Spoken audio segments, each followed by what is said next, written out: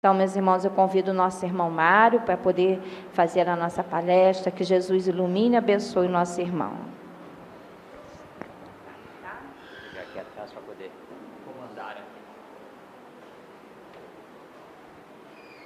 aqui.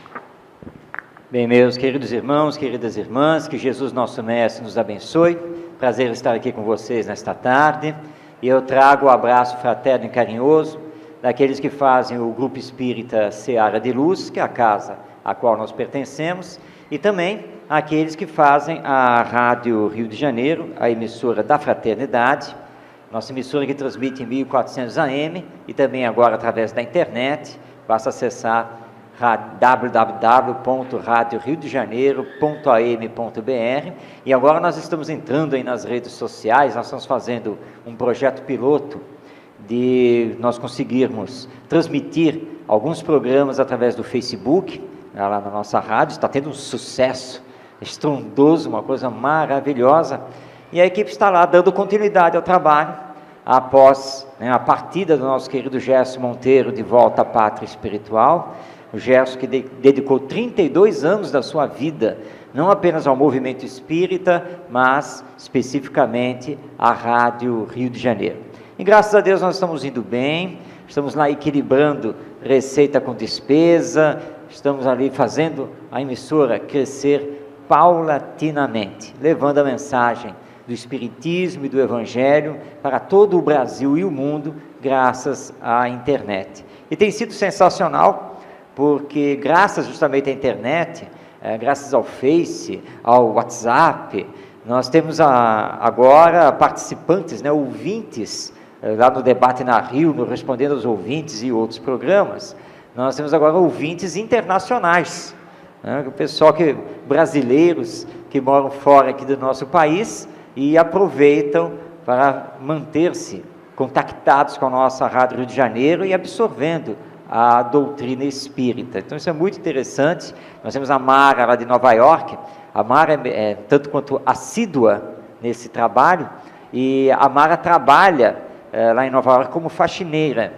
Então ela está lá fazendo o seu trabalho e fica com o celular ligadinho, lá com o fone de ouvido, e pelo WhatsApp ela nos acompanha, ela participa, ela ouve a rádio pelo aplicativo, que você baixa o aplicativo em qualquer lugar do mundo, e aí você fica ouvindo a rádio, e ela ainda aproveita o WhatsApp para enviar mensagem para o programa. Então é uma coisa impressionante isso da nossa internet, e que está fazendo o Clube da Fraternidade da Rádio Rio de Janeiro crescer. O Clube da Fraternidade é muito importante, porque é ele que sustenta a emissora, que são as pessoas físicas, todos nós espíritas, os simpatizantes, que nos inscrevemos para pagar a contribuição mensal. Hoje o mínimo é R$20, e é isso que sustenta a nossa emissora. Então vamos fazer isso crescer, porque é isso que faz então a Rádio Rio de Janeiro também crescer. Pois bem, nós trouxemos para hoje o tema Jesus, o Educador de Almas. Esse tema tem a ver com um dos últimos livros por nós lançado, de nossa autoria, mas que infelizmente não pôde vir, porque ele esgotou, porque é o livro Educação com o Cristo, livro lançado pela Federação Espírita do Estado de Goiás. A partir do lançamento dessa obra, nós temos feito várias palestras para mostrar Jesus como nosso mestre e educador. Por falar nesse livro, nós estamos trazendo também os livros de nossa autoria, que eles estão aqui dispostos aqui na mesa ao lado.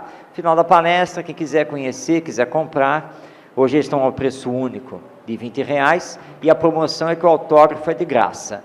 Então vocês aproveitem no final. E a venda dos livros sustenta, isso aí foi defeito físico, não se preocupem não é problema espiritual, tá? É questão bem natural mesmo do nosso amigo vento. Tá? Muito bem, nós então trouxemos os livros. No final nós estaremos aí, quem quiser conhecer os livros, pegar os livros, olhar, comprar, receber o autógrafo, nós estaremos aí com todos, tá, para atender. Muito bem, Jesus, o educador de almas. O Espiritismo tem muito o que dizer a respeito de Jesus e nos mostrá-lo enquanto mestre. Então nós vamos fazer uma caminhada em torno da visão espírita sobre Jesus, até chegarmos nessa faceta dele ser o mestre por excelência. E nós vamos fazer essa caminhada tentando responder algumas perguntas. E a primeira, claro que sempre na visão espírita, é: quem é Jesus? Então essa é a primeira pergunta. Quem é esse nosso mestre Jesus? Quem é Jesus Cristo? Como que o Espiritismo percebe Jesus? Como é que o Espiritismo significa esse mestre, esse que mudou completamente a humanidade, porque nós temos inclusive uma divisão histórica, antes dele e depois dele. Portanto, um homem com significado profundíssimo, porque ninguém na história da humanidade, além dele, conseguiu fazer uma divisão histórica como nós a conhecemos. Então, vamos ver como que o Espiritismo percebe Jesus. Primeira coisa, primeira informação: Jesus é Filho de Deus.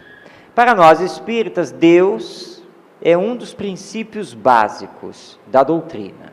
Então, nós crermos na existência de Deus enquanto Pai e Criador de tudo o que existe no universo, isso é um princípio básico. Outro princípio básico é que todos nós somos espíritos imortais, ou almas imortais, e fomos criados por Deus. E todos fomos criados simples e ignorantes, mas com todo o potencial para chegarmos um dia à perfeição, à felicidade total. Muito bem, se todos fomos criados simples e ignorantes, isso quer dizer que Jesus também. Porque para o Espiritismo, Deus não poderia criar espíritos que já tivessem uma predestinação diferente dos outros. Então, diferente do pensamento, por exemplo, da Igreja Católica, a Igreja Católica acredita que os chamados anjos, os serafins, foram criados à parte, ou seja, já foram criados como seres angelicais. Nós espíritas não temos essa crença. A nossa crença é que todos nós fomos criados simples e ignorantes, destinados à perfeição, e que somos nós mesmos que fazemos essa caminhada.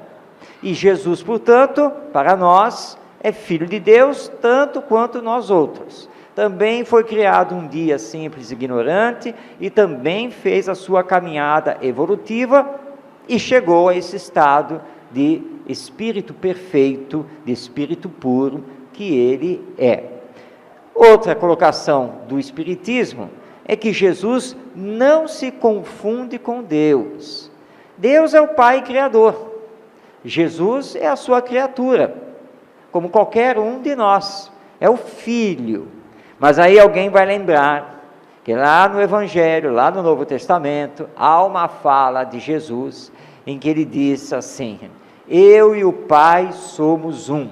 E muitas pessoas pegam essa passagem para interpretar que ele então seria Deus. Mas vamos prestar atenção na frase do nosso mestre: eu e o Pai. Então ele fez uma distinção, porque senão ele não faria essa distinção. Porque se ele fosse Deus, ele simplesmente se declararia. Mas ele diz que eu, Jesus, e o Pai, Deus, somos um. Somos um no sentido de estarem intimamente ligados, dele como Espírito perfeito, já ser o intérprete direto de Deus, já obedecer às ordens diretas de Deus, cumprindo então missões dentro do universo e mais especificamente aqui no nosso planeta. Então ele não se confunde. Quantas e quantas vezes ele se refere a Deus como um ser à parte. Quando ele vai, por exemplo, nos ensinar a orar, que Pedro pede para ele: Senhor, ensina-nos a orar. E ele começa a fazer a oração, que é o Pai Nosso, também conhecido como oração dominical, em que ele deixa muito claro que ele é o Filho, porque ele começa: Pai Nosso que estais nos céus. Se ele fosse Deus, ele não iria iniciar a oração desse jeito. Ele falou: Pai nosso, então é o Pai de todos nós, que está nos céus. Ele não estava nos céus, ele estava aqui. Ele estava encarnado, cumprindo a sua missão.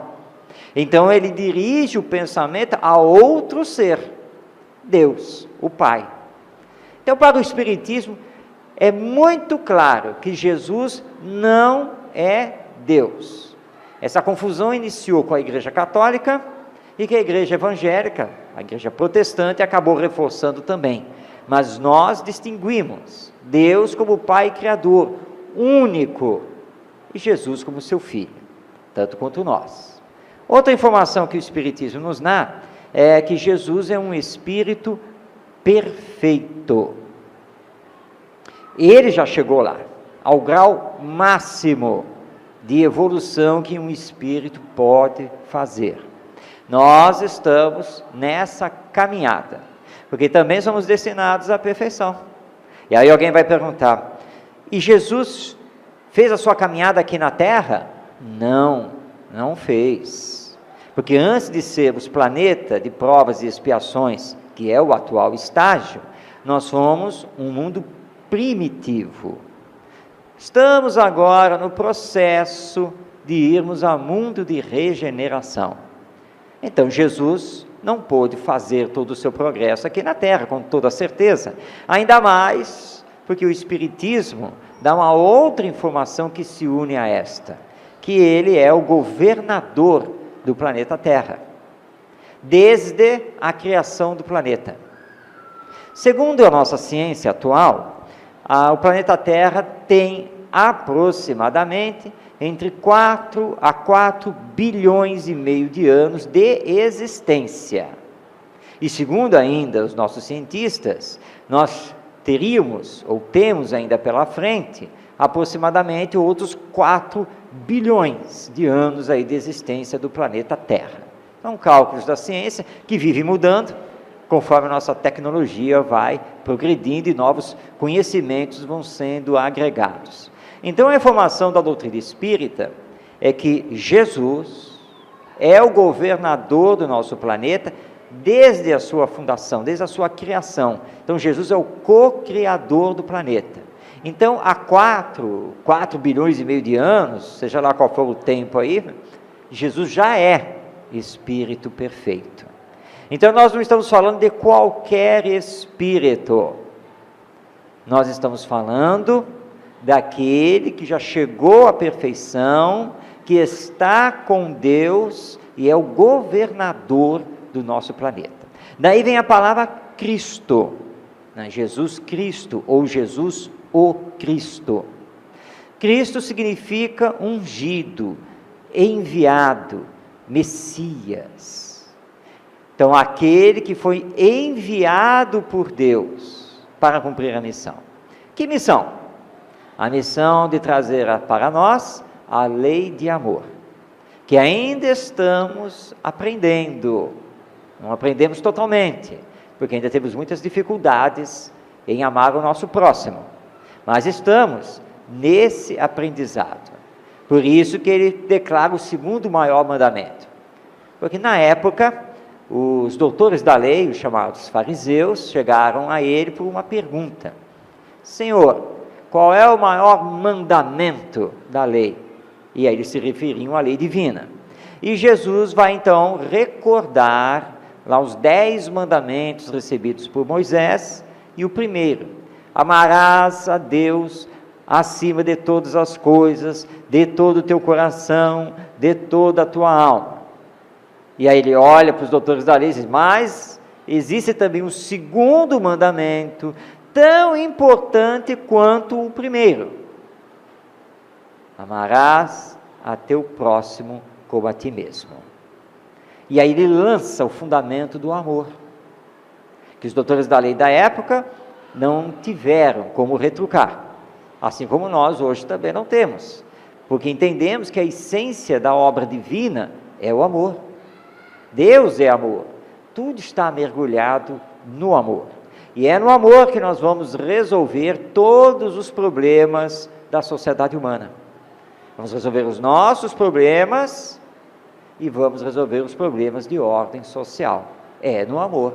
E, inclusive, um processo obsessivo, que é tão falado, tão estudado no movimento espírita, e que tem por causa, normalmente, algo vinculado a uma vida passada, em que nós fizemos mal a alguém, e esse alguém não nos perdoou, jurou vingança, e por vingança está aí nos obsediando.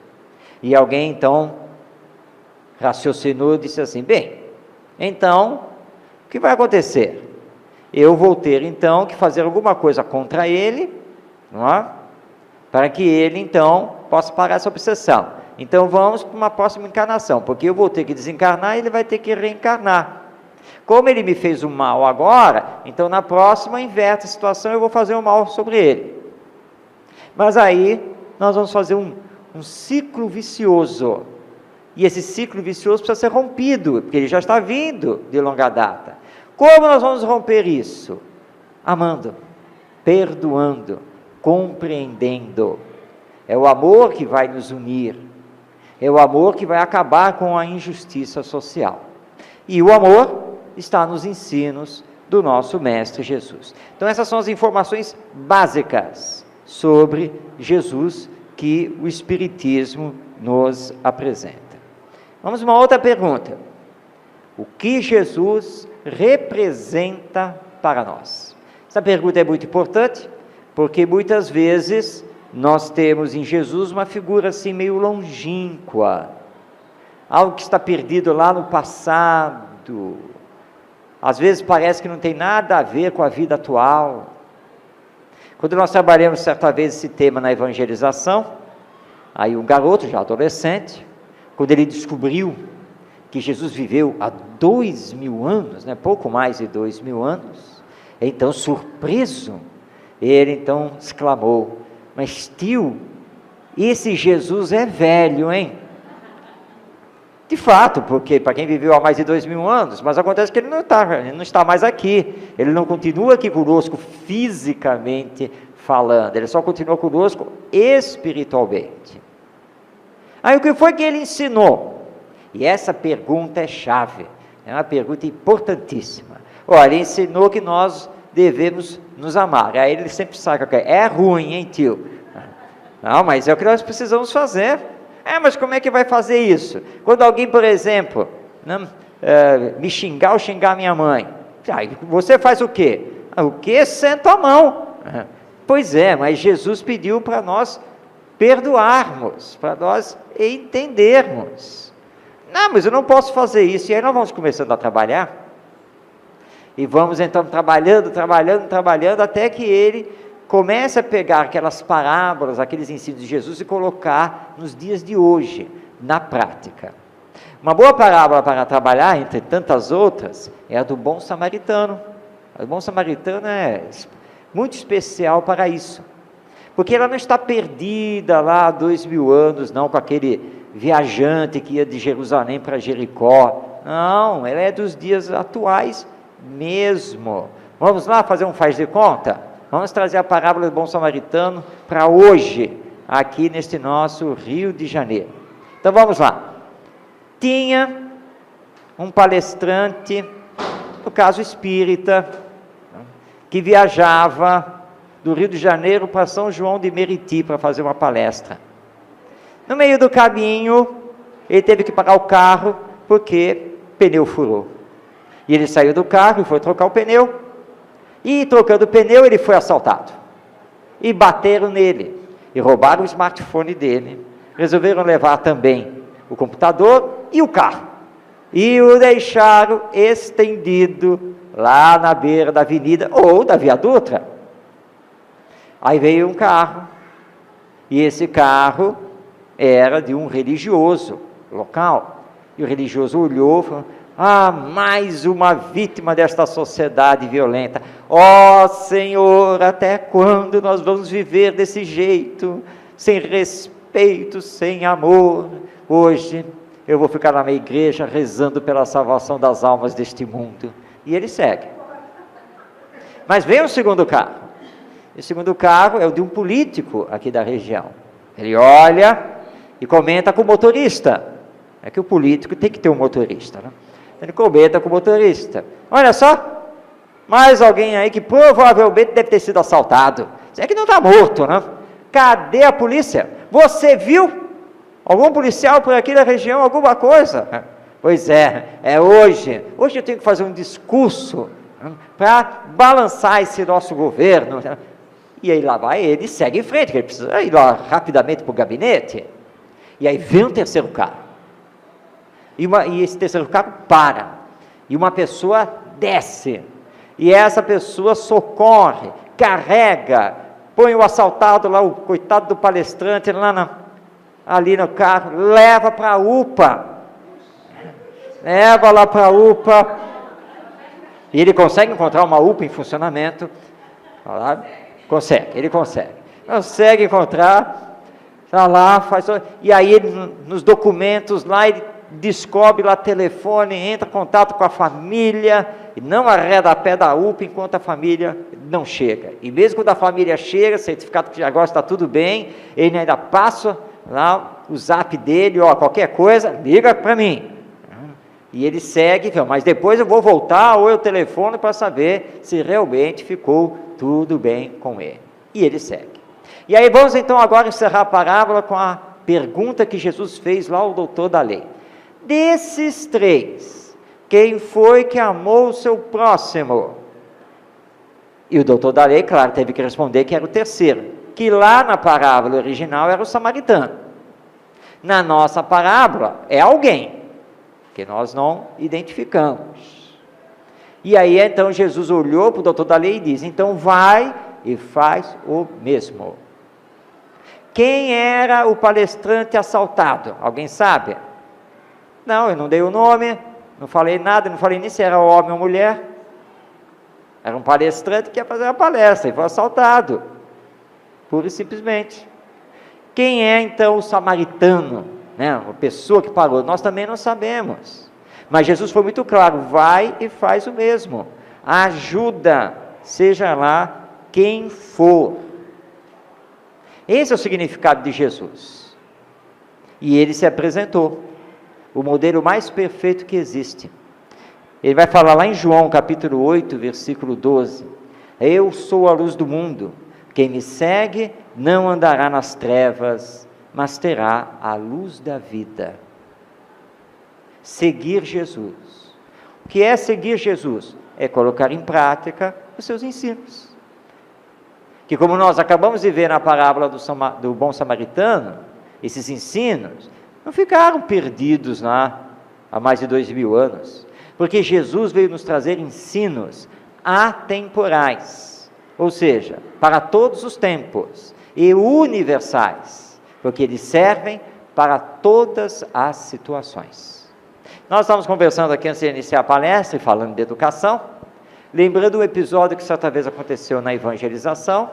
Nós íamos exibir um desenho animado lá para a garotada, e aí chegaram para perguntar que desenho era. Claro que nós não podíamos falar porque era uma surpresa. E eles começaram a citar os desenhos que estavam em cartaz, para ver se seria um deles. Então nós respondemos, olha, quando esses desenhos animados aí que vocês citaram, saírem dos cinemas, estiverem disponíveis em DVD, de repente, um deles até nós poderemos aí utilizar aqui. E aí um adolescente disse assim, mas tio, não precisa esperar tudo isso não, eu entro na internet e baixo isso rapidinho. É fato, como eu sei que você e os demais fazem isso, mas isso tem nome, se chama pirataria. Ele pirata o quê? Pirataria. Você sabe o que significa pirataria? Ele deu de ombros. Eu vou explicar para você. É o seguinte, vamos fazer o faz de conta. Você teve uma ideia genial para fazer um desenho animado, convocou seus colegas artistas, foi lá no banco e pegou um empréstimo e começou a fazer o desenho. Você apresentou o desenho por um distribuidor de filmes, que é o pessoal que põe os desenhos animados e os filmes aí em cartaz nos cinemas. Eles adoraram, assinaram um contrato com você para colocar o seu desenho animado nos cinemas. E você está todo feliz, já está fazendo as contas de quanto você vai ganhar. Mas quando você finaliza tudo, alguém vaza seu desenho animado, a sua produção na internet, e todo mundo loucamente, freneticamente começa a baixar de graça aí, pirateando o seu desenho. Você vai ficar louco, não vai? Porque, para começar, o distribuidor vai cancelar o contrato. Para que vai colocar o desenho no cinema se ele já está na internet? E todo mundo baixando. E você está com a dívida no banco.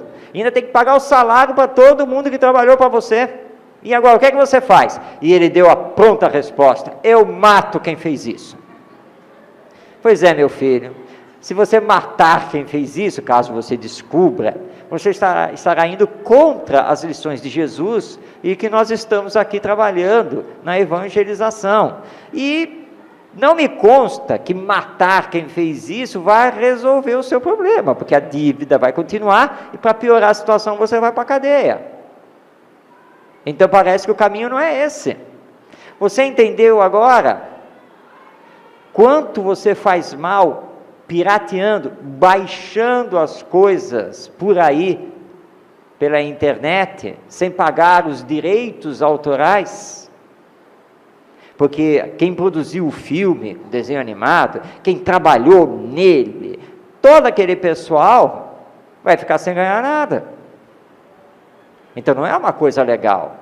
Não apenas fere a lei humana, mas fere a lei moral que deve nos reger.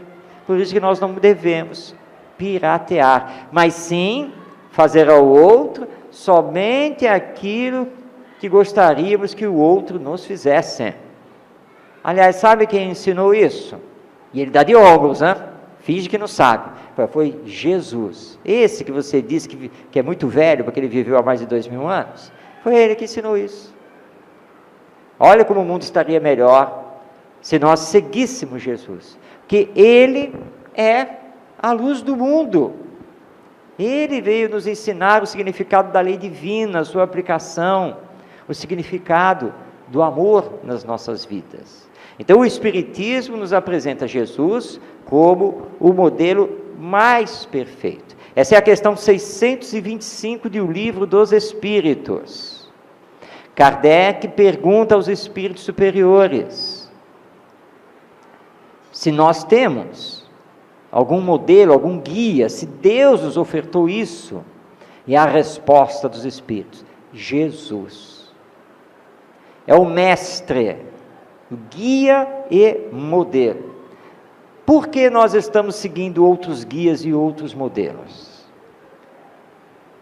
Essa é uma pergunta que nós temos que nos fazer todos os dias. Por que estou seguindo o artista tal, não sei quem e não sei quem lá? Jesus é o nosso mestre. Ele é o guia e modelo, o Espírito mais perfeito que Deus concedeu ao homem conhecer. Não tem nenhum espírito que já tenha estado aqui nesse planeta que seja superior a Jesus. Então é a Ele que nós devemos seguir, porque Ele é a luz do mundo. Vamos conversar um pouco sobre a missão de Jesus vindo aqui no planeta Terra. Lembrando que Ele só teve uma existência aqui na Terra, que foi essa que nós conhecemos. Não foi uma reencarnação, foi apenas e tão somente uma encarnação, porque ele é o co-criador do planeta, Ele é o governador espiritual. Vamos entender então a missão de Jesus. Ele veio trazer uma mensagem. Mensagem do quê? Então nós destacamos aqui 4 virtudes. Mensagem de igualdade, porque todos nós somos filhos de Deus, somos irmãos, portanto somos iguais, todos temos os mesmos direitos. Veio trazer a mensagem de fraternidade, porque não é nos guerreando que vamos melhorar, nem a nós mesmos, nem o próximo, nem o mundo, mas só através da fraternidade. Veio trazer também a mensagem de justiça, porque Deus é justo, mas também é bom, é misericordioso. E ele vem derrubar a lei mosaica, a lei de talião, do olho por olho, dente por dente. Mas que infelizmente nós ainda mantemos, disfarçadamente, mas mantemos, não mantemos? Como mantemos? O quê? Como é que é? A fulana disse o que de mim? Ah, é? Deixa estar, vai ver o que eu vou publicar no Face daqui a pouco. Também vou falar umas coisas que eu estou sabendo dela. Essa é a lei de talião, né? Olho por olho, dente por dente. Como é que é? O fulano puxou o meu tapete junto ao chefe? Ele que espera que vai ter volta. Ele que está pensando que vai ganhar o cargo lá superior, mas não vai mesmo. Eu vou vazar aqui na empresa uma fofoca, vou acabar com ele. Isso é lei de talião.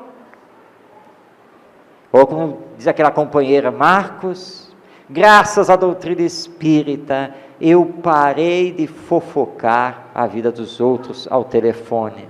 Então é mesmo, antigamente, antes de chegar aqui no centro espírita, conhecer o espiritismo, eu ficava 3, 4 horas pendurada no telefone. E você não faz mais isso? Nunca mais, acabei com isso. Uma pergunta, você utiliza as redes sociais? Várias. O Zap também, né? O WhatsApp também. E o que é que você publica? Quais são as suas postagens? É tudo coisa boa? Ah, não posso dizer assim, né? Que seja tudo coisa boa. Então você não mudou nada. A única coisa que você fez foi uma mudança tecnológica, né? Largou o telefone, o áudio, para entrar no via digital. Mas você continua a mesma coisa. Você não fez a transformação moral que o Espiritismo pede. E nós temos que ser justos. Lá no episódio da mulher adúltera, os discípulos depois conversaram com Jesus. Mas, Senhor, ela cometeu o adultério, ela não teria que receber algum tipo de condenação? Ele olha para os discípulos e pergunta, e por acaso vocês conhecem o quadro da vida dela? O que a levou a essa situação? Não. Então eu também não estou aqui para julgar, mas apenas para alertá-la para que ela não cometa mais o mesmo erro, e que ela possa prosseguir. Então cuidado com essa questão de justiça. Veio nos trazer também o perdão. Ah, Senhor, quantas vezes eu terei que perdoar? 7 vezes? Perguntou Pedro a ele, né? Ah, não te digo 7 vezes, mas 70 vezes 7. E aí então veio aquela senhora conversar com o Chico Xavier. Ah, Chico, ai o meu esposo, meu Deus, sabe, Chico, aquela mala sem alça, sem rodinha, sem nada? É ele. Eu não aguento mais, que isso, que aquilo.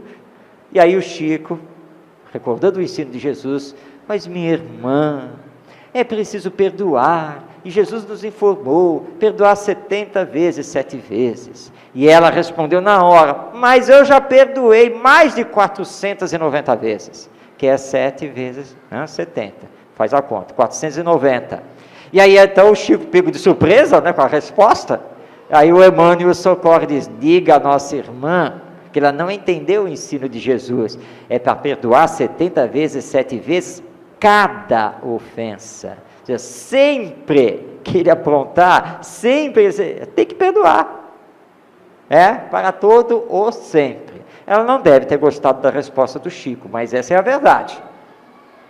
Mas tem que ser com abnegação, tem que ser com renúncia, tem que ser com amor, que é a outra mensagem do nosso Mestre Jesus. Quem ama, acima de tudo, compreende.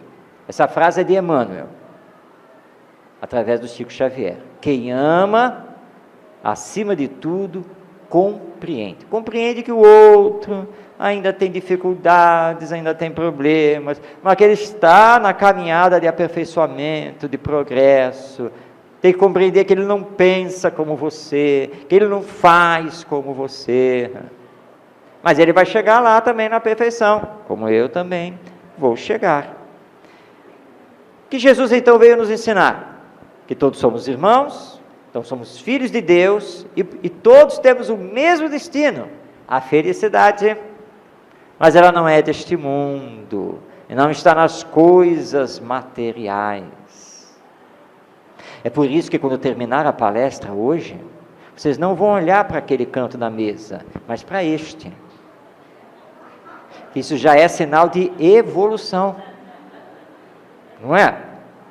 Mas dizem que espírita come mais do que os outros, porque além de ter que alimentar o corpo, ele precisa alimentar também o perispírito e a alma.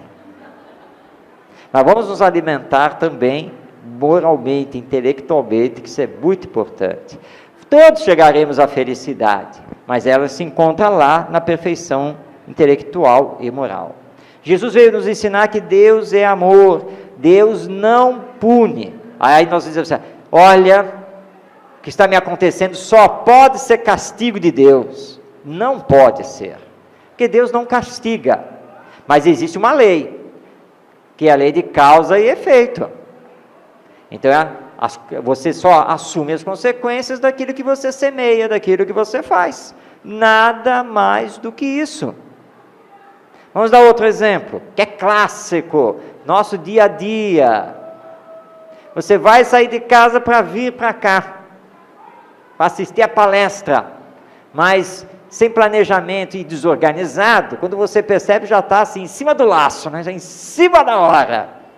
E você todo nervoso, porque está procurando a chave da casa, porque isso, porque aquilo, e não sei o que, estou atrasado. E aí tenta sair ali correndo. E tenta sair correndo, vai lá com a chave e nada de conseguir abrir a porta. Porque aquela fechadura que já faz 10 anos que precisava ser trocada, e até hoje você não trocou, e que tem aquele famoso joguinho que você tem que ir para lá, para cá, para acertar, mas você está afobado, está com pressa, está nervoso e não consegue. E aí você, ai, maldita porta que não quer abrir agora! E resolve dar um chute na porta, porque você está nervoso, tem que extravasar. E aí você machuca o pé ao dar esse chute, e sai gritando e mancando. Mas isso era a hora para acontecer, machuquei meu pé, agora que eu tenho que sair para o centro. Bom, moral da história, depois que finalmente você consegue abrir a porta, você não vem para o centro, você tem que ir para a UPA, né, que machucou o pé. E aí depois vai chegar aqui para a nossa dirigente e dizer, olha, mil desculpas, não deu para comparecer lá no chá e na palestra, você não sabe o que me aconteceu. E aí vem contar toda aquela história, como se fosse um verdadeiro castigo divino. Não é castigo divino. Não estava escrito que você tinha que machucar o pé. Você machucou porque você foi inconsequente, que você foi imprevidente, você não controlou os nervos. E aí, lei de consequência, nada mais do que isso. A lei de causa e efeito funciona assim. Você não semeia o bem, você não poderá colher paz, tranquilidade. Mas se você semear o bem, você poderá colher isso sim. Então, Deus não castiga. Deus está sempre nos perdoando. Está sempre providenciando uma segunda oportunidade. Mas aí fica nas nossas mãos. Jesus também veio nos ensinar que Deus é o Pai que não tem, portanto, que ser temido, mas amado. Porque Ele é misericordioso. Não é apenas justo, Ele também é bom e misericordioso. Nós estamos passando por problemas, por dificuldades, mas todos nós podemos acreditar, com toda tranquilidade, que aquilo que nós estamos passando é bem pouco, perto do que fizemos em vidas passadas. Mas Deus é bom, e Ele chega para você e diz, meu filho, vem cá. Eu sei que você aprontou muito nas últimas encarnações, que você tem um débito enorme com a lei e com os outros. Mas eu quero que você progrida, eu quero que você evolua. Então, nesta próxima encarnação, embora você tivesse tudo para reencarnar numa situação horrorosa, extremamente difícil, eu não vou deixar que isso aconteça com você, tá? Estou aqui já autorizando que você tenha uma vida relativamente boa, mediana. Você vai passar por um probleminha aqui e outro ali e tal. Por que isso? Porque eu quero que você, nesta próxima encarnação, você se fortaleça, você progrida moralmente para estar apto a fazer um enfrentamento maior numa próxima. E aí você que está lá tremendo, porque você tem lá um algoz, sabe aquele que você cortou a cabeça dele 10 vezes? Pois é, ele está lá agora lhe perseguindo. Ai, Senhor, essa minha encarnação agora vai ser terrível, porque eu vou passar a vida toda obsediado por ele. Eu falo, pois é, eu sou bom, e isso não vai acontecer, eu não vou permitir. Ai, que alívio, mas prepare-se, porque na outra, aí você vai ter que enfrentá-lo, até que vocês se perdoem e se amem. Então nesta você vai para progredir, para se reforçar, para se melhorar, quem sabe atingir, mas se isso não acontecer, numa próxima você está mais fortalecido, mais apto ao enfrentamento daquilo que você fez lá no passado. Isso é misericórdia, que Deus trabalha conosco. Muito bem, todo mundo agora quer chegar à felicidade, né? Como nós vamos fazer isso? Tem um caminho. É só aplicar a humildade, a bondade, a caridade e o amor. Pronto, só isso. Nada mais do que isso. Para com todos e em todas as circunstâncias. Pronto, podemos encerrar a palestra, não podemos? O caminho já está posto aí. Mas é como eu disse uma vez, uma companheira, Marcos, mas acontece que entre a teoria e a prática tem um abismo. Então nós vamos continuar a palestra. Como então fazer a ponte entre a teoria e a prática? Jesus também ensinou. É só amar, porque o amor resume tudo. Amar a Deus acima de todas as coisas e ao próximo como a si mesmo. Pronto. Então nós temos que nos trabalhar para cada vez mais amarmos. Mas Marcos, inclusive aquele familiar, aquele que aliás eu já virei a cara para ele já faz um bom tempo, sim, esse também. O vizinho, aquele vizinho que faz uma barulheira terrível, não respeita nada, também. Tenho que amar aquele meu chefe que me atropela todo dia para mostrar que eu não sou um bom funcionário, também. Você pode listar o que quiser. O ensino é o amor. O amor resume tudo. Agora, amar, nós vamos fazendo assim, paulatinamente, progressivamente. Nós vamos amando aqui, amando um pouquinho mais ali, compreendendo mais, e aí você vai exercendo justamente a humildade, a bondade, a caridade, a fraternidade, a compreensão, a renúncia. A renúncia é muito importante. Conhecem a história daquela companheira? Ela e o esposo, mais de 50 anos juntos aqui na Terra. Aí ele desencarna, tempo depois ela desencarna. Recebida no mundo espiritual, felicitada pelos trabalhos realizados, o instrutor diz assim para ela: minha irmã, precisamos de você de volta lá à Terra. Ela fala, mas perfeitamente, agora para cumprir a missão assim e assim, estou ao dispor. Muito bem, então você vai reencarnar, vamos agora fazer o seu planejamento, e para lhe auxiliar, facilitar a sua missão, ele vai com você também. E ela fala, ele quem? Olha, seu esposo, claro, 50 anos de vida lá na Terra. E aí então ela se desequilibra e exclama, meu Deus, já não bastou ter aguentado 50 anos, vou ter que voltar agora com ele? E aí então o instrutor espiritual descobre que ela não tinha exercido a renúncia, que quem renuncia não reclama, quem renuncia doa de si mesmo pelo outro, e isso é amor. Então o amor é o caminho para a nossa felicidade. Jesus veio também nos consolar, porque ele, sabendo das nossas mazelas, dos nossos problemas, veio dizer para nós, está lá em Mateus, capítulo 11, versículo 28, vinde a mim todos vós que estáis aflitos e sobrecarregados, que eu vos aliviarei. Então é estar com ele. Tem algum problema? Está com alguma dificuldade? Seja de ordem moral, emocional, orgânica, de relacionamento, é com ele que vamos encontrar a solução. É com ele que nós vamos nos acalmar. É com ele que nós vamos conseguir prosseguir, sempre com Ele. Então Ele é também o nosso consolo, e Ele vai nos aliviar? Claro que vai, porque os benfeitores espirituais, amando dele, estarão conosco. Vamos contar uma história para ilustrar isso. História que aconteceu conosco. Nós estávamos aí viajando e tínhamos cumprido a nossa jornada. Era sábado à noite e nós estávamos hospedados no hotel para retornar para o Rio de Janeiro no domingo pela manhã. Tudo combinado, tudo certo, tudo muito bem. Dia seguinte, domingo pela manhã, ao acordar, eu acordei passando muito mal, mas muito mal mesmo, um mal-estar terrível, provavelmente, talvez, de algo ali da janta, né, do lanche feito.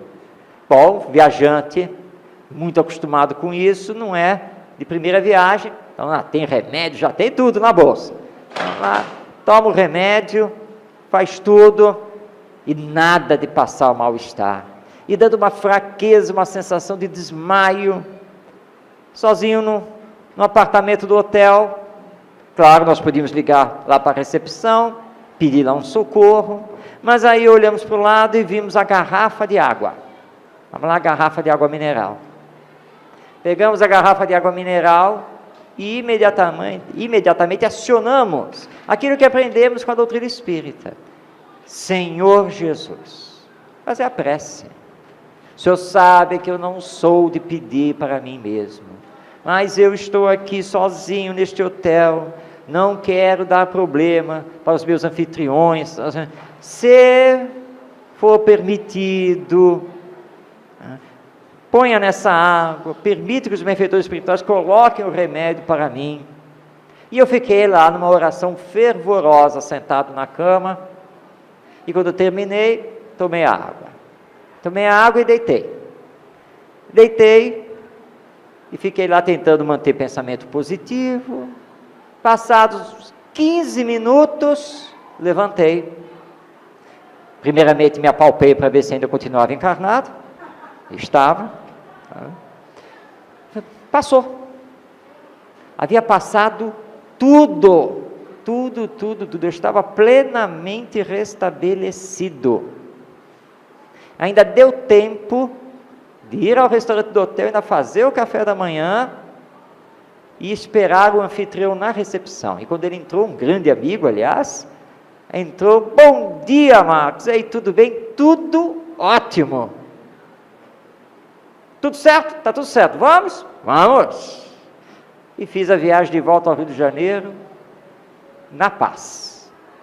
Houve o socorro espiritual? Claro que houve, mas com toda a certeza que houve. Mas é preciso confiar, é preciso crer. E aí o socorro vem até nós. Ele vai nos aliviar. E vai também nos ajudar. Mas tem uma condição. Está lá também em Mateus. Ajuda-te a ti mesmo, que o céu te ajudará. Porque as dádivas não caem sobre nós assim, sem mais nem menos. Precisamos fazer a nossa parte. Se você não faz a sua parte, então ajuda-te. E aí a ajuda virá. Bate, e aí vai se abrir. É sempre assim. Esse é o funcionamento da lei divina. E é o que Jesus veio nos ensinar. E aí então nós entramos no campo da educação. O que nós temos que fazer então para melhor educar? A nós mesmos e as novas gerações. Jesus nos deu o roteiro. Primeiro, aqui está: amai-vos uns aos outros. Os espíritos que estão reencarnando, muitos deles podem ter até uma inteligência muito bem desenvolvida. E nós temos visto crianças aí com 2 anos, 3 anos, e que controlam o smartphone muito melhor do que nós. Se prepararam antes de reencarnar. Mas estão moralizados? Sabem respeitar o próximo? Possuem limites? É essa atenção que nós temos que ter, que é o trabalho da educação moral. Portanto, nós temos que fazer com que eles entendam da necessidade de se amarem, de saber amar o seu próximo, de ter limites, de ter compreensão, de ter respeito. E aí nós temos que trabalhar a ética da convivência humana. Mas como é que se trabalha essa ética da convivência humana? Com a regra de ouro da educação, que foi ensinada por Jesus. Faça aos outros somente o que queira que os outros lhe façam. Essa é a regra. Ela resume tudo. Se nós já estivéssemos nos dedicando a aplicar essa regra, este mundo já estaria mundo de regeneração faz tempo. Esse é o grande aprendizado para todas as gerações, a começar de nós, porque a educação só pode ser feita se houver o exemplo. Se não houver o exemplo, fica muito difícil. Não se faz educação pelas palavras, pelos sermões, se faz educação pelo exemplo.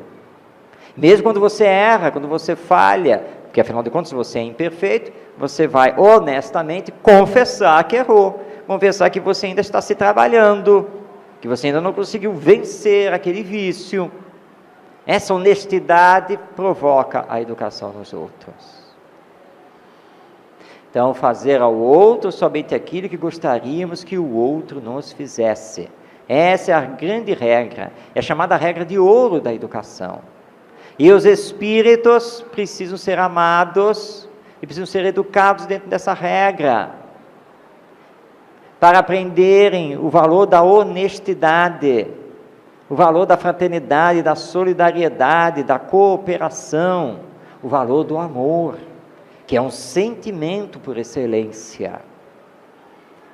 Tudo isso o Espiritismo resume como sendo a educação moral, que Allan Kardec apresenta na questão 685A do Livro dos Espíritos. A educação é o conjunto dos hábitos adquiridos, mas não falamos da educação intelectual, nem da educação moral pelos livros, mas a educação que forma o caráter, que trabalha os caracteres, ou seja, as tendências que o Espírito está trazendo. Isso tem que começar desde antes do nascimento. Porque a partir do momento que o Espírito se liga a nós pelo ato da concepção, ele já precisa ser educado. Com as nossas preces, com as nossas palavras, com o nosso amor, durante toda a gestação e a partir então do nascimento.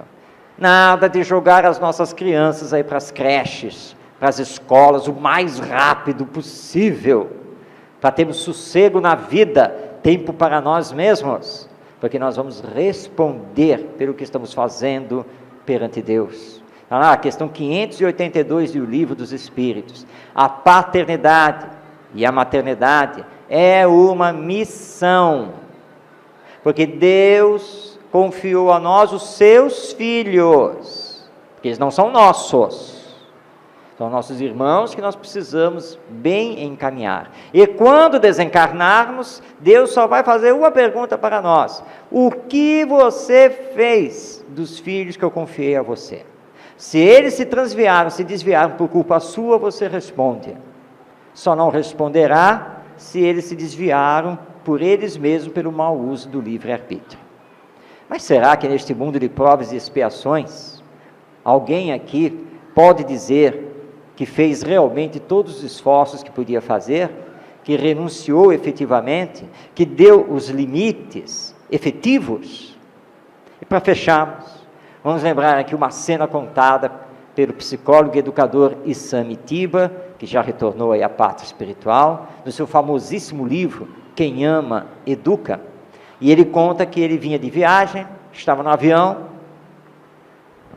no corredor, do outro lado, estava ali uma senhora com duas crianças pequenas ainda, sozinha, com as duas crianças. E daquelas crianças irrequietas, e não param um momento, que sobe para cá, puxa para lá, aperta botão, e não sei o quê, e está ela lá a viagem toda, ali se virando com as duas crianças. E o Issam Itiba sentado, olhando a cena, ficou condoído, né?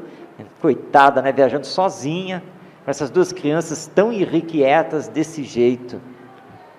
Mas aí, de repente, atrás, as poltronas de trás, tinham 3 pessoas, e sentado no meio, tinha assim um jovem senhor, com computador aberto, trabalhando. E aí então, de repente, esse jovem senhor, mas sem tirar os olhos do computador, se dirigiu às crianças e disse assim: vocês querem fazer o favor de sossegar e obedecer a sua mãe? Ou eu vou ter que tomar alguma providência? E aí o exame, é o pai, porque nenhuma outra pessoa ia falar desse jeito se não fosse o pai. E aí quando o avião pousou, o Isamitiba ficou lá sentadinho, deixando todo mundo sair, esperando a cena. E a coitada da mulher está lá, né? Pega aqui uma criança no colo, a outra pendurada na perna, e abre lá o bagageiro, e pega uma bolsa daqui, e o jovem senhor fechou tranquilamente o seu computador, sua pasta, tal, levantou, e ficou em pé no corredor, olhando para a mãe e as crianças, impaciente. E aí veio com outra pérola: vai demorar muito, mulher? E o Samitiba sentado, só olhando a cena, só olhando. E aí finalmente ela ali, com uma criança pendurada no pescoço, a outra de cabeça para baixo, num braço, e mais mala, eu não sei o que, e aí finalmente saíram do avião, e ele tranquilamente carregando apenas sua pasta, o computador, e indo atrás. E aí o Isami escreve sobre essa cena, que é uma cena de deseducação. Ou seja, o pai que não é pai, e a mãe que não tem autoridade moral. E aí ele junta com uma outra cena, quando ele estava lá na Disney, com a sua família, na frente deles um casal e um garoto, por volta dos seus 8 anos. E o garoto corre daqui, voa dali, puxa daqui, dá canelada para lá, e ele só olhando e pensando: se esse garoto vier aqui para trás, aqui ele não vai fazer o que está fazendo. E não deu outra, né? O garoto se voltou para trás, e o Isami diz assim: eu dei aquele olhar educativo para ele, aquele olhar assim: se vier vai ter. O garoto olhou, encarou, percebeu alguma coisa, deu meia volta, voltou lá para os pais. E aí o Isami diz: isso se chama autoridade moral. Diz para ele: meu filho, aqui não é desse jeito, e faça o favor de sossegar. Sou seu pai, e você não está aqui para fazer o que você bem entende, do jeito que você bem quer. E isso falta muitas vezes para nós, e nós temos que aprender com o nosso mestre, Jesus, que Jesus tinha pleno domínio, e nós precisamos dar esses limites, dar essa ética, fazer com que esses espíritos que formam essas novas gerações aprendam o amor ao próximo e o fazer ao outro somente aquilo que gostariam que o outro lhe fizesse. Bom, é o que nós tínhamos a trazer a todos vocês, agradecendo por esta oportunidade. Estamos deixando aqui no último slide o endereço da Rádio Rio de Janeiro na internet. Aliás, vocês estão vendo aqui a nova identidade visual da Rádio Rio de Janeiro, porque nós a estamos modernizando, e a Rádio Janeiro então é muito importante, porque é um verdadeiro centro espírita no ar, 24 horas, 7 dias por semana, espalhando esta mensagem do Evangelho e da doutrina espírita a todas as mentes e a todos os corações.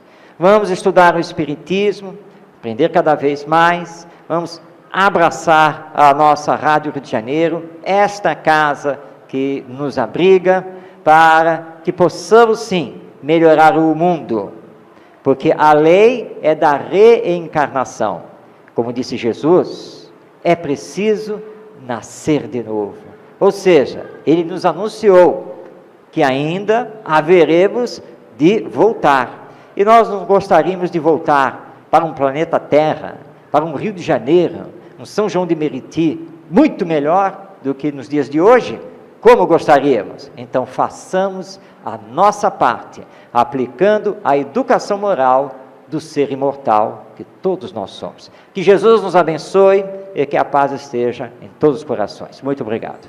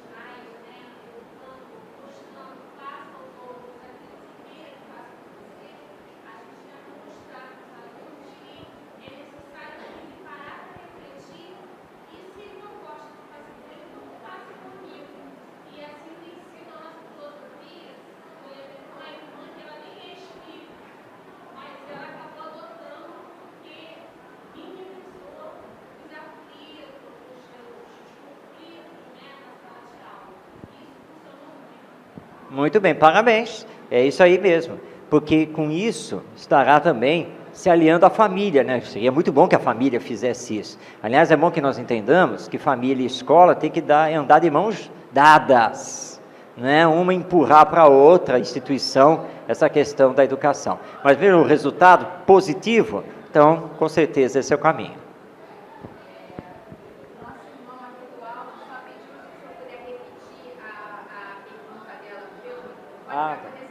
Tá certo, tá certo. Bom, na verdade ela não fez uma pergunta, ela fez um depoimento, né?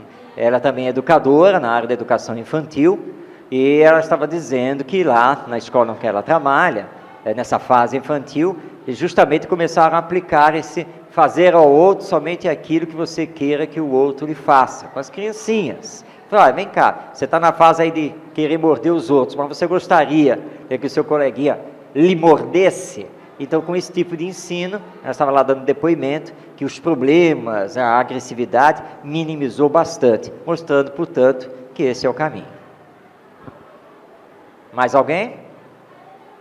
Em relação aos adolescentes, né, já existe digamos assim, um diálogo um pouco mais aprofundado, e esses adolescentes eles se tornam tão difíceis, né, de compreender a questão da educação. Qual seria o melhor caminho?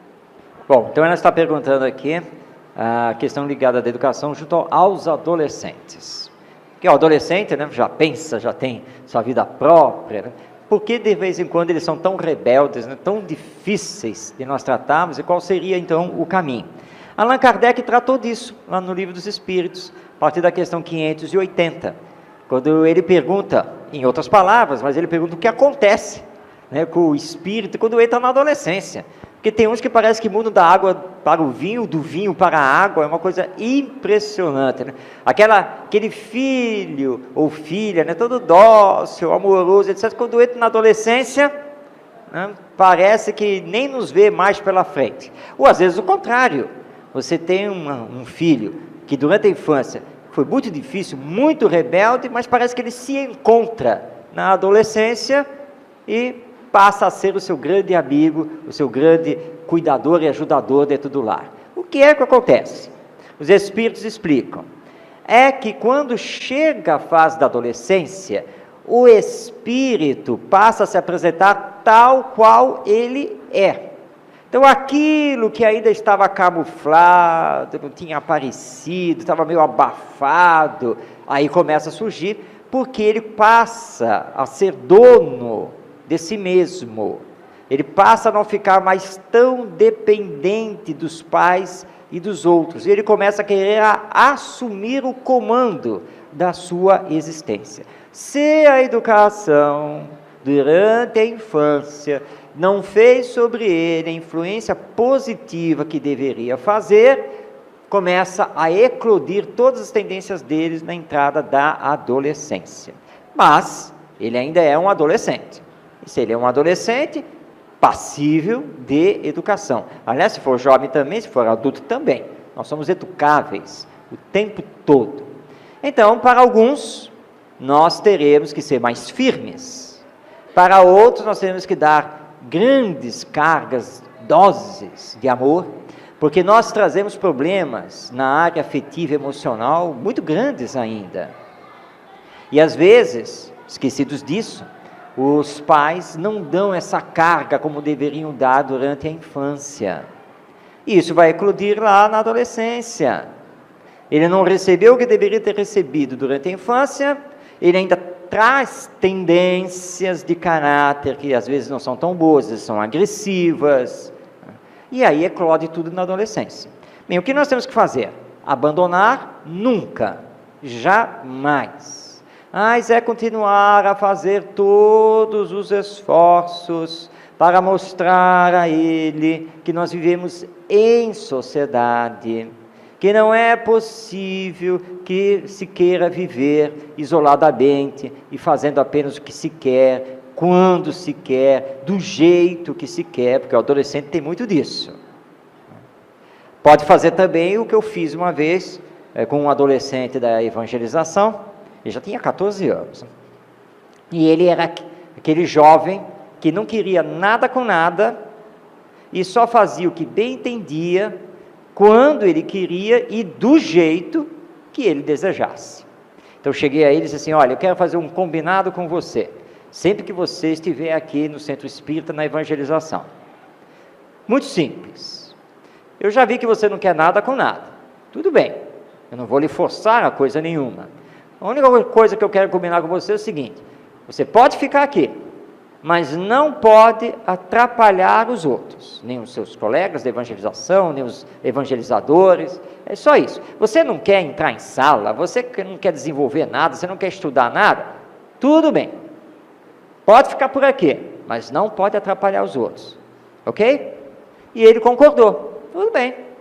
E aí então, usei uma técnica pedagógica, que só nós espíritas conhecemos e possuímos e podemos aplicá-la, que é a técnica pedagógica obsessiva. Como faz um obsessor? Ele cola, não é? O obsessor não cola em você? Eu colei nele. Ficava de olho para ver para onde ele se deslocava e dava um jeito de cruzar com ele. E toda vez que eu cruzava com ele, eu lembrava o combinado. Aí, hein? Não vai esquecer, hein? Não pode atrapalhar os outros, né? Aí foi 1, 2, 3, 5 vezes. Ah, ele não aguentou, né? E ele foi, eu já sei, tio, eu já sei. Não é para atrapalhar os outros. Isso! E aí ele pegou e entrou na sala, né? Mas ficou só 5 minutinhos, mas já foi um ganho. Aí ele arrumou uma latinha, né, que nós usávamos lá para colocar lápis, pegou uns cotocos de lápis, colocou dentro da latinha, deu um jeito de fechar a latinha e virou um chocalho. E faz barulho. Como faz barulho? E saiu pelo corredor lá com o chocalho. E aí, técnica obsessiva, lá estava eu grudado nele de novo. Meu filho, o nosso combinado, que você não pode atrapalhar os outros, mas eu não estou na sala. Mas isso aí faz muito barulho, isso invade as salas. Vem cá, onde você pegou essa latinha e esses lápis aí? Não. Foi aqui, né? Aqui onde? Porque isso aí tem local. Foi lá na sala, não foi? Então você vai fazer o favor, você vai voltar lá para a sala e vai devolver o material. Não, eu fico com ele aqui na mão, eu não vou mais chocalhar não. E eu posso confiar em você? Diz aqui para mim se eu posso realmente confiar em você. Então eu vou te dar uma segunda opção. A primeira é essa, você volta para a sala e vai devolver o material lá. E a segunda a segunda opção, você vai me entregar isso daí. Não, fica aqui na minha mão. Eu não te dei essa terceira opção. De onde surgiu essa terceira opção? Não existe. Só tem 2. E aí, o que você vai fazer? Vai me entregar ou vai devolver para a sala? Eu vou devolver. Então, por favor, E o obsessor fica sempre ali, ó, ali. Vamos ver se ele vai mesmo fazer isso. Olha, depois desse dia, ele retornou, claro, né, para a evangelização, mas ele começou já a se comportar um pouquinho diferente. Pouquinho, porque não é da noite para o dia que nós vamos transformar o adolescente. Mas ele percebeu que aquilo, na verdade, era benéfico para ele. Então, ele percebeu que tinha diálogo, que eu tinha permitido que ele não fizesse nada na evangelização. Olha que coisa boa. Esse tio é bom, hein? Esse tio aí, olha só, ele não pegou no meu pé, ele disse que eu podia mesmo ficar sem fazer nada. Mas ele mesmo começou a entender que ficar sem fazer nada não era bom para ele, que ele não estava aprendendo coisa nenhuma. Então, ao longo dos meses, nós fomos trabalhando para transformá-lo de pouquinho em pouquinho, porque educação é processo que leva tempo, ele não recebeu isso durante a infância, então não é tão fácil agora na adolescência. Mas claro que você também tem que deixar o campo mais ou menos livre para ele, porque ele precisa ganhar as experiências. Nós não podemos abafá-lo. Então esse é o trabalho. Cada caso é um caso, que tem que ser analisado, mas nós temos que dar muita carga de amor, mas mostrar também que para toda liberdade reclamada, ele tem uma responsabilidade para assumir. Todo direito que ele se arroga, é direito meu, está lá no ECA, que é o Estatuto da Criança e do Adolescente. Está mesmo, é isso mesmo. Mas para você exercer esse direito, você tem que cumprir com os seus deveres. E aí ele vai, pouco a pouco, aprender. Eu tenho 2 filhos, que já são adultos, mas o meu filho, quando estava na adolescência, ele era meio desorganizado. Aí aquela coisa, minha filha reclamando dele, do armário dele lá no quarto, aí ele prometeu que ia arrumar. Prometeu e logo na sequência esqueceu, claro. Né? E aí, passadas 2 semanas, está lá assistindo televisão, esticado no sofá, ele, a filha, entra, e fala, foi bom ver vocês 2 aqui, porque eu não lembro exatamente quem foi, mas eu acho que foi um de vocês, que me disse uns dias atrás aí, que ia arrumar, o armário, a estante. Fui eu, pai, vou fazer isso agora. Não, pode continuar aí, assistindo o que você quer, não estou dizendo que tem que fazer isso agora, mas é que eu assim, lembrei que alguém tinha dito que ia arrumar lá o armário, e ele foi lá, arrumou o armário, e hoje uma pessoa super disciplinada, todo organizado, ou seja, funcionou, não é? Às vezes é o jeito, inclusive, de falar, de fazer a colocação, né? Para puxar o potencial que ele mesmo tem, e aí, que ele consiga seguir aí com bastante amor na vida. Oi.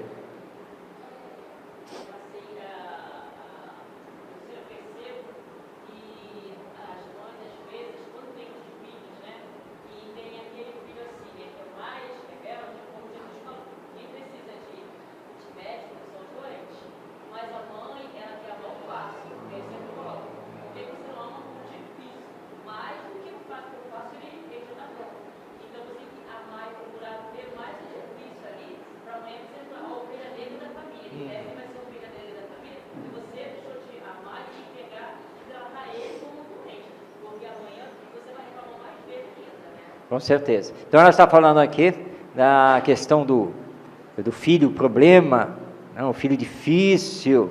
Na verdade, não existe o filho difícil ou o filho problema. Existe o filho desafio. É o espírito desafiador, porque ele ainda está no processo de se conquistar e entender a lei divina. Mas, como ela bem colocou, se nós não fizermos esforços de corrigir suas más tendências, de amá-lo, amanhã o sofrimento será nosso, porque ele não vai saber nos amar com toda a certeza. Mas aceitemos o filho desafio como aquele que veio também nos educar. E aí você diz assim, haja paciência com esse meu filho. Graças a Deus, pede muita paciência mesmo. Pode pedir, Deus vai dar. Porque vai ter que muita paciência. E tem uns que são o desafio. Mas talvez ele seja um desafeto do passado, seja realmente um espírito extremamente rebelde perante a lei divina, e que talvez Deus tenha perguntado a você, e aí, ó, você aceitaria de recebê-lo como filho? E você dá aquela olhada assim, ai meu Deus, né? Não, Senhor, é o seguinte, eu já aprendi essa questão do amar-vos uns aos outros, eu aceito, pode mandar. Aí você reencarna e depois ele vem, mas vai ser esse espírito de desafio, que às vezes nem tem vinculação afetiva com você de outras existências, mas você aceitou. Então quando você olha lá para os céus, diz assim, Senhor, o que foi que eu fiz para merecer isso? Você não fez nada, a não ser aceitar recebê-lo. Então trate de amá-lo, para que amanhã ele não jogue você aí na sarjeta ou no asilo, ou não cometa qualquer outra coisa pior. Então nada de dizer que é a ovelha negra da família, que é isso, que é aquilo. Não, é o nosso irmão, é a nossa irmã, que Deus confiou a nós, para que nós possamos fazer todos os esforços possíveis para amá-lo e educá-lo. E aprender com ele, né? Porque com ele você vai aprendendo também. Porque você tem que se corrigir, você tem que trabalhar as suas más tendências e desenvolver cada vez mais as suas virtudes para poder educá-lo. Então é uma bênção. Tá? Então vamos mudar discurso. Nada de reclamar de Deus. Então olha para os céus e escreva assim, muito obrigado, Senhor, por me enviá-lo, porque com ele é que eu estou aprendendo, estou crescendo também. Ah, mas e se ele se desviar? Aí é um problema dele com a própria consciência e com Deus, porque eu estou fazendo a minha parte, eu estou fazendo todos os esforços, até chegar ao caso que está relatado lá no livro Ave Cristo, romance maravilhoso do Espírito Emmanuel, através do Chico Xavier. Quem já leu, releia, quem não leu, procure ler. Eu não vou contar a história não, mas tem lá o personagem, ele pede, olha que coisa maravilhosa, o que é o amor, ele não precisava mais reencarnar, mas ele solicita a reencarnação, porque ele quer voltar e ser pai, daquele mesmo espírito rebelde, que há não sei quantas encarnações não conseguia aceitar Deus e Jesus. Então ele vem. O que acontece? Ele recebe o Espírito como filho, mas o filho rebelde, de novo se deixa levar pelo egoísmo, apesar de toda a influência do pai, que já é um espírito superior, é um espírito amoroso, e não teve jeito. Não teve jeito, bateu a cabeça do criado, e aí o pai desencarna. Retornando ao mundo espiritual, é recebido em festa, por tudo que ele fez, por todo o amor que ele dedicou, todos os esforços, e aí então é comunicado a ele que o caminho, né, já está aberto para esferas espirituais superiores, por causa dos méritos dele. E diz, não, porque eu quero ainda resgatar o fulano. Aí falou, não, mas agora não dá mais, né, porque infelizmente ele escolheu o caminho dele. Ah, eu não posso mais estar junto dele. Não, na vida física, não mais. Tudo bem então, solicito ser o anjo da guarda dele. Olha, isso que é o amor, hein? Foi concedido? Leiam Ave Cristo. Essa é técnica, tá? Só joga, mas leio. Mas isso é o amor. O espírito rebelde, há várias encarnações, fugia da influência dele. Por amor, ele não aceitou ir para a esfera espiritual superior, que era para continuar a cuidar do outro e tentar resgatá-lo. O amor é a essência da educação, e é isso que nós temos que fazer. Bem, acho que foi suficiente, não? Então, vamos encerrar por aqui, e aí nós vamos ficar aqui à vontade, aqueles que quiserem conhecer os livros, adquiri-los, receber o autógrafo, nós estaremos aí à disposição. Então, que Jesus nos abençoe e paz em todos os corações.